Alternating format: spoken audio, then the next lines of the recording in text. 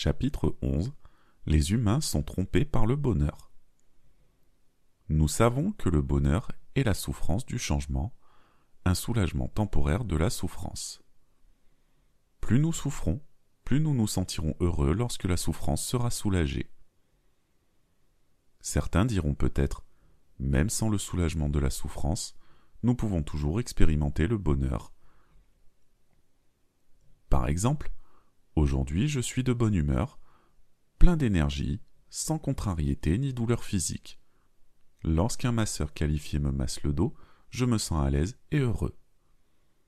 Cependant, la vérité est qu'il existe une souffrance sous-jacente dans le corps. Pourquoi aller se faire masser ?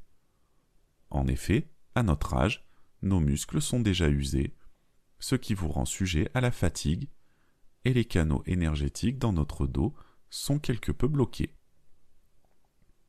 De ce fait, lorsque cet inconfort est soulagé grâce au massage, nous ressentons du confort et du bonheur. Si nous massions le dos d'un enfant de 5 ou 6 ans en bonne santé, il ne ressentirait aucun bonheur. Il pourrait même ressentir de la douleur et de l'inconfort.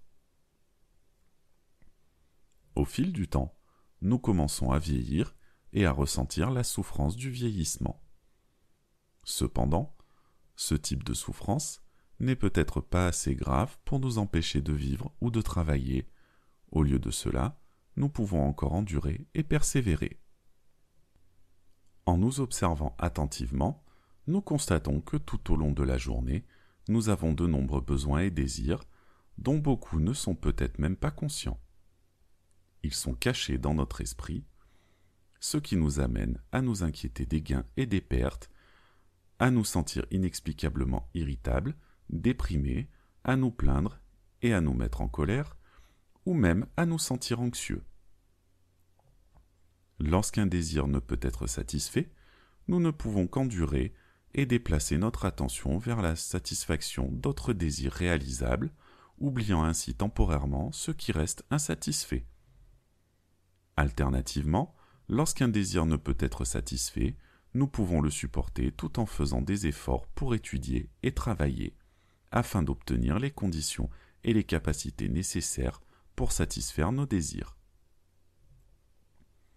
La plupart des gens sont ignorants. Ils ne recherchent que le bonheur, mais en réalité, ils sont trompés par le bonheur. Lorsque les humains satisfont leurs désirs afin d'obtenir le bonheur, leur cupidité s'installe définitivement, renforçant ainsi l'habitude de la cupidité. À mesure que l'habitude de l'avidité se renforce, la souffrance de ne pas obtenir ce que l'on veut s'intensifie, ce qui amène les humains à satisfaire leurs désirs plus fréquemment pour atténuer cette souffrance.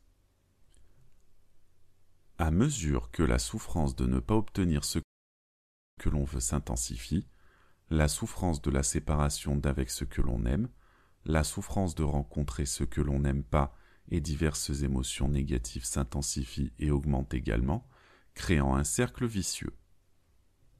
De cette manière, dans le cycle de souffrance et de souffrance du changement, les humains s'inquiètent des gains et des pertes, oscillant entre la joie et le chagrin. Le plus terrifiant est que cette situation a tendance à s'aggraver avec le temps, ce qui fait que les humains y sont piégés et incapables de s'échapper, comme les diables. En réalité, ce que les humains recherchent réellement, c'est la paix et non le bonheur. Alors, qu'est-ce que la paix ? Comme mentionné dans les chapitres précédents, la paix est un état pur et libre. Lorsqu'une personne cherche moins de désirs et se sent plus satisfaite, elle éprouve moins de souffrance et de bonheur. En conséquence, sa santé physique tend à être meilleure, son état intérieur est plus tranquille et détendu, elle éprouve moins de contrariétés et d'émotions négatives. C'est une paix relative. Moins une personne a de désirs, plus son corps et son esprit deviennent sains et purs, conduisant à un niveau de paix plus élevé. Pour augmenter notre niveau de paix, nous avons besoin des conseils d'enseignants sages pour voir la réalité de la vie, nous comprendre, enflammer notre sagesse et élever notre état de vie. De là, nous pouvons comprendre que pour atteindre une paix relative et augmenter notre niveau de paix, la première étape consiste à identifier la racine de la souffrance, le désir. Ensuite, nous devons utiliser les bonnes méthodes pour réduire le désir, éliminant ainsi véritablement la souffrance, plutôt que de soulager temporairement la souffrance en satisfaisant aveuglément nos désirs. C'est l'idée fausse la plus répandue chez la plupart des gens. Ils croient qu'en satisfaisant leurs désirs, ils peuvent soulager la souffrance et atteindre le bonheur.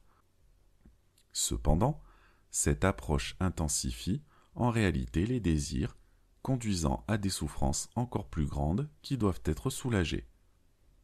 De cette manière, cela crée un cercle vicieux, les emprisonnant de plus en plus profondément. La clé est donc de savoir comment maîtriser les bonnes méthodes pour réduire le désir. Ici, nous pouvons les présenter brièvement. Tout d'abord, apprenez et comprenez la loi de cause à effet. Soyez conscient de la relation entre la cause karmique, l'effet karmique, la force karmique et l'habitude karmique. Comprenez qu'à mesure que les humains visent à satisfaire continuellement divers besoins et désirs, l'habitude karmique du désir s'intensifie, conduisant à des souffrances sans fin et de plus en plus graves dans le futur. Faites des efforts pour gérer le désir et restez à l'écart des influences extérieures qui déclenchent le désir. Deuxièmement, pratiquez le yoga ou la méditation. En cultivant le corps et l'esprit et en contrôlant notre respiration, nous pouvons apprivoiser notre désir. Troisièmement, suivez un professeur sage pour apprendre la sagesse. Comprendre la racine de la souffrance et l'essence du bonheur, sachez que tout est transitoire comme des nuages éphémères. Ici, nous ne fournirons pas d'explications détaillées. Cependant, il existe des enseignements dédiés pour nous guider dans l'apprentissage des bonnes méthodes qui peuvent nous aider à réduire et même à éradiquer l'habitude karmique du désir, nous conduisant à une paix authentique et parfaite.